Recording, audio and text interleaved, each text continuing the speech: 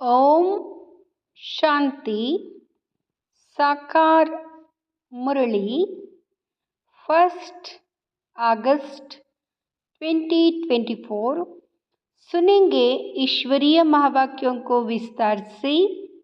मीठे बच्चे, शांतिधाम पावन आत्माओं का घर है। उस घर में चलना है तो संपूर्ण पावन बनो। प्रश्न: बाप सभी बच्चों से कौन सी गारंटी करते? उत्तर: मीठे बच्चे, तुम मुझे याद करो तो मैं गारंटी करता हूँ कि बिगर सजा खाए तुम मेरे घर में चलेंगे। तुम एक बाप से दिल लगाओ। इस पुरानी दुनिया को देखते भी नहीं देखो। इस दुनिया में रहते पवित्र बनकर दिखाओ तो बाबा तुम्हें विश्व की बादशाही अवश्य देंगे। ओम शांति। रूहानी बच्चों से रूहानी बाप पूछ रहे हैं। यह तो बच्चे जानते हैं बाप आया है हम बच्चों को अपने घर ले जाने लिए। अब घर जाने की दिल होती है, वहाँ है सब आत्माओं का घर। यह सब जीवात्माओं का घर एक नहीं है। यह तो समझते हो बाप आया हुआ है, निमंत्रण पर बुलाया है बाप को हमको घर अर्थात शांतिधाम ले चलो।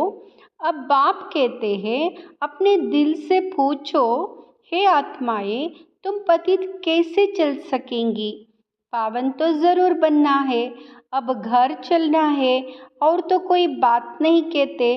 भक्ति मार्ग में तुमने इतना समय पुरुषार्थ किया है, किसके लिए? मुक्ति के लिए। तो अब बाप पूछते हैं घर चलने का विचार है? बच्चे कहते बाबा इसके लिए ही तो इतनी भक्ति की है। यह भी जानते हो जो भी जीव आत्माएं हैं सबको ले जाना है, परंतु पवित्र बनकर घर जाना है। फिर पवित्र आत्माएं ही पहले पहले आती है। अपवित्र आत्माएं तो घर में रह नहीं सकती। अभी जो भी करोड़ों आत्माएं हैं सबको घर जरूर जाना है। उस घर को शांतिधाम व वानप्रस्थ कहा जाता है। हम आत्माओं को पावन बनकर पावन शांतिधाम जाना है, बस। कितनी सहज बात है। वहाँ है पावन शांतिधाम आत्माओं का, वहाँ है पावन सुखधाम जीवात्माओं का, यहाँ है पतित दुखधाम जीवात्माओं का। इसमें मूंझने की तो बात ही नहीं।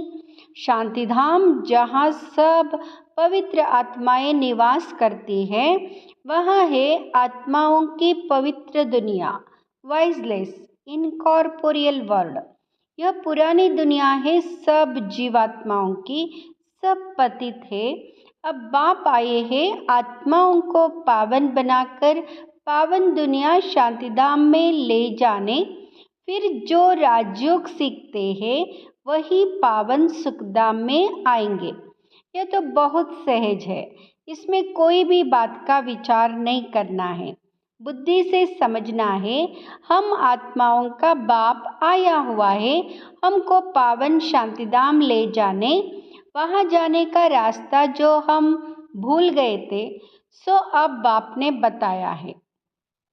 कल्प कल्प में ऐसे ही आकर कहता हूँ, हे बच्चे, मुझ शिव बाबा को याद करो।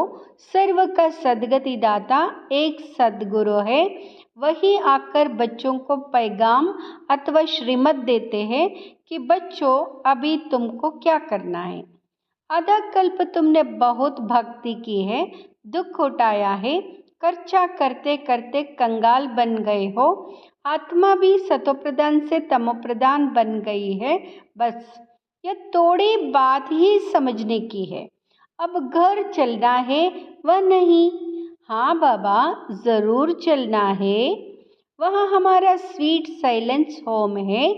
यह भी समझते हो बरोबर अभी हम पतित हैं इसलिए जा नहीं सकते हैं। अब बाप कहते मुझे याद करो तो तुम्हारे पाप कट जाएंगे। कल्प कल्प यही पैगाम देता हूँ, अपने को आत्मा समझो। यह देह तो कलाश हो जानी है, बाकी आत्माओं को वापस जाना है। उनको कहते निराकारी दुनिया। सब निराकारी आत्माएं वहाँ रहती है, वहाँ घर है आत्माओं का। निराकार बाप भी वहाँ रहते हैं।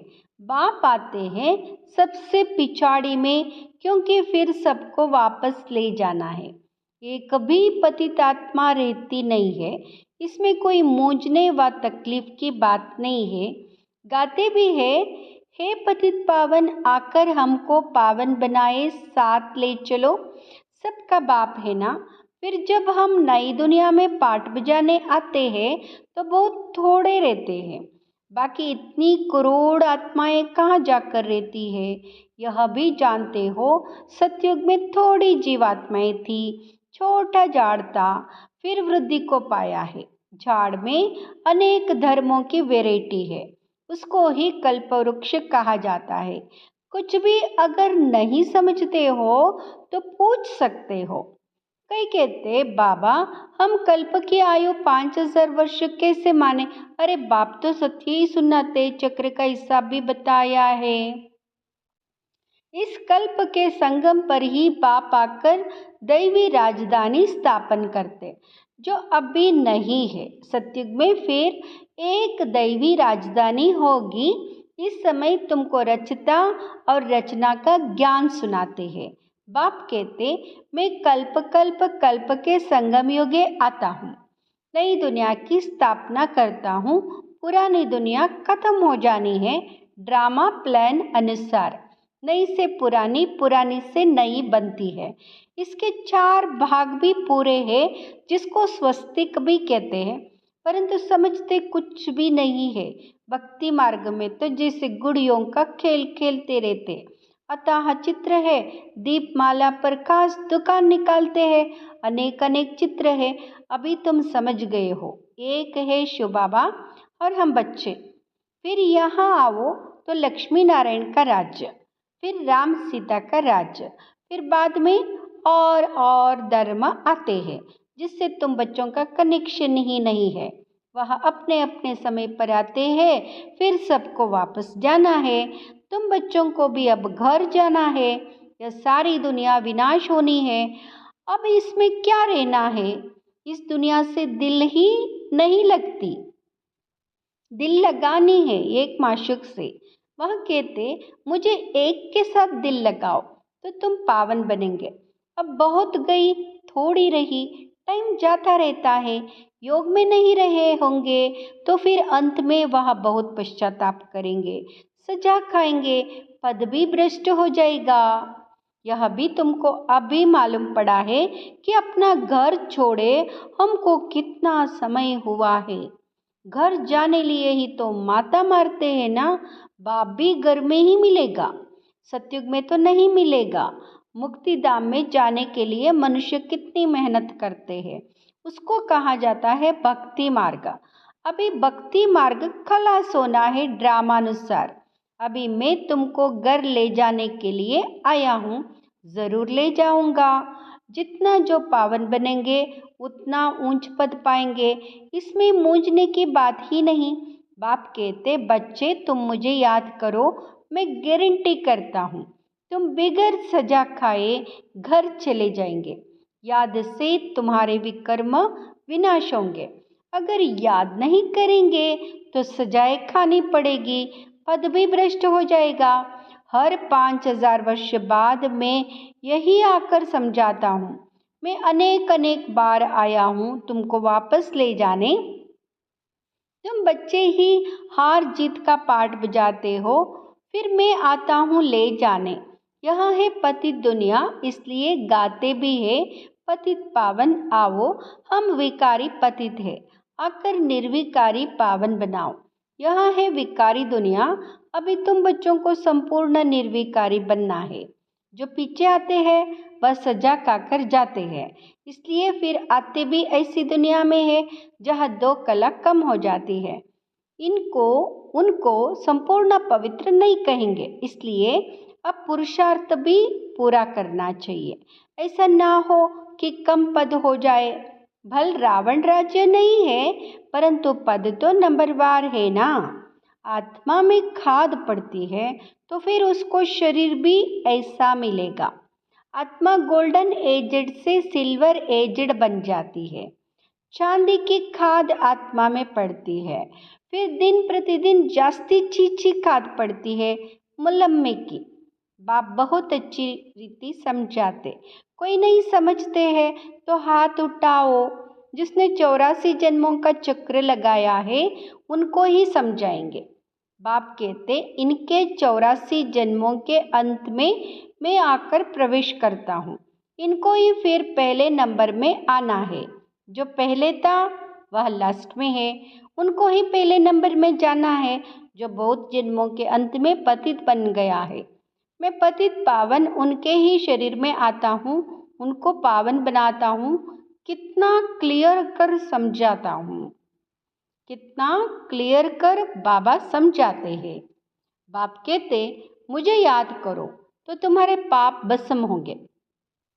गीता का ज्ञान तो तुमने बहुत सुना और सुनाया है, परंतु उनसे भी तुमने सद्गति को नहीं पाया।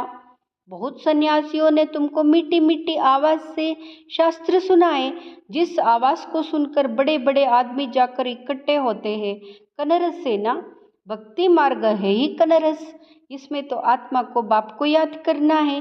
भक्ति मार्ग अब पूरा होता है। बाप कहते, मैं तुम बच्चों को ज्ञान देने आया हूँ जो कोई नहीं जानते। मैं ही ज्ञान का सागर हूँ। ज्ञान कहा जाता है नॉलेज को। तुमको सब कुछ पढ़ाते हैं, 84 का चक्र भी समझाते। तुम्हारे में सारी नॉलेज है। स्थूल वतन से सूक्ष्म वतन क्रॉस कर फिर मूल वतन में जाते हो। पहले पहले है लक्ष्मी नारायण की डिनाइस्टी। वहाँ विकारी बच्चे नहीं होते, रावण राज्य ही नहीं, योग बल से सब कुछ होता है। तुमको साक्षात्कार होता है। अब बच्चा बन गर्भ महल में जाना है। खुशी से जाते हैं। या तो मनुष्य कितना रोते चिल्लाते हैं, या तो गर्भ जेल में जाते हैं ना। वहाँ रोने पीटने की बात नहीं, शरीर तो बदलना ज़रूर है, जैसे सर्प का मिसाल है। इसमें मूंझने की बात ही नहीं, जास्ती पूछने का रहता नहीं है। एकदम पावन बनने के लिए पुरुषार्थ में लग जाना चाहिए। पुरुषार्थ में लग जाना चाहिए। बाप को याद करना मुश्किल होता है क्या? बाप के सामने बैठे हो ना, मैं तुम्हारा बाप, तुमको सुख का वर्षा देता हूँ। तुम यहाँ एक अंतिम जन्म याद में नहीं रह सकते हो।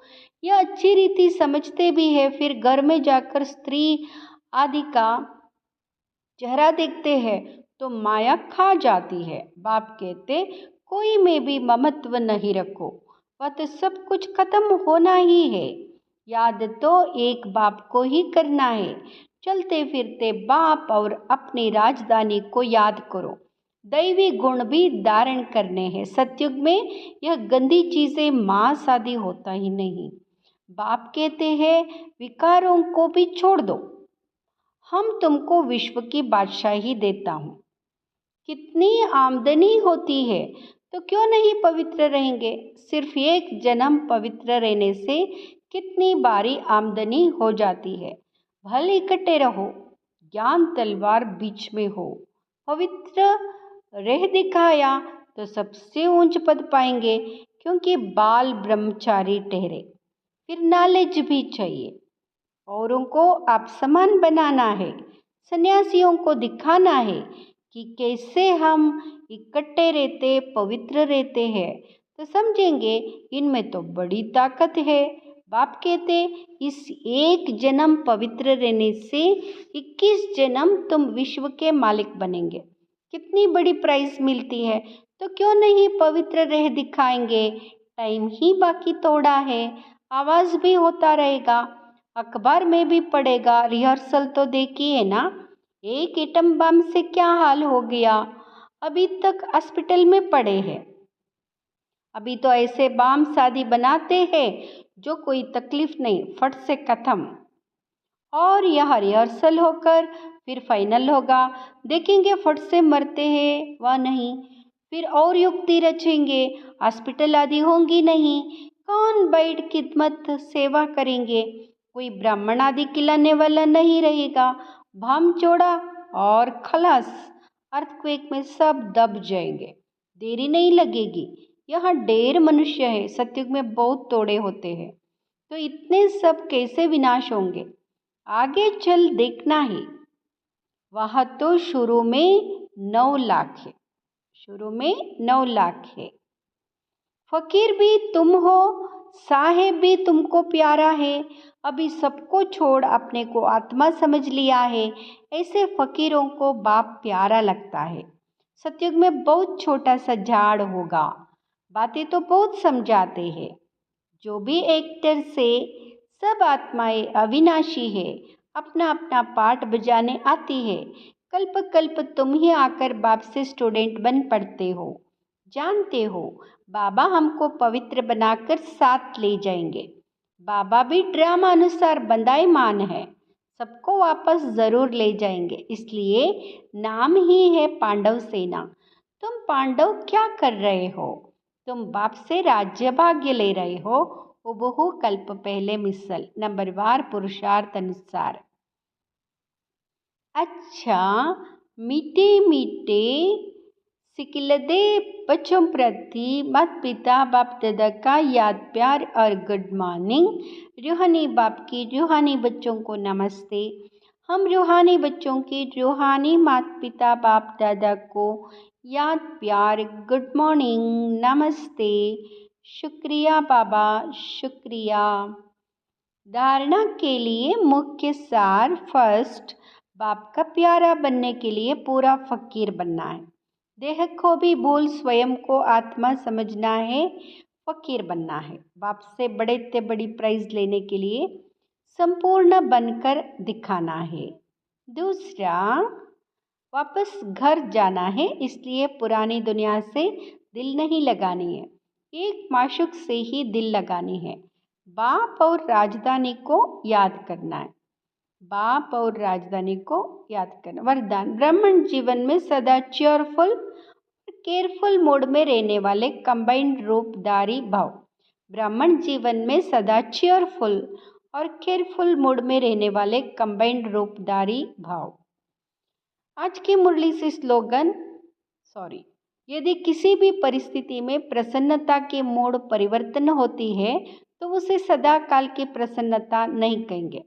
ब्राह्मण जीवन में सदा चेयरफुल और केयरफुल मूड हो, मूड बदलनी नहीं चाहिए। जब मूड बदलती है तो कहते मुझे तो एकांत चाहिए, आज मेरा मूड ऐसा है। मूड बदलती तब है जब अकेले होते हो। सदा कंबाइंड रूप में रहो तो मूड नहीं बदलेगी। स्लोगन, कोई भी उत्सव मनाना अर्थात याद और सेवा के उत्साह में रहना। कोई भी उत्सव मनाना अर्थात याद और सेवा के उत्साह में रहना। ओम शांति।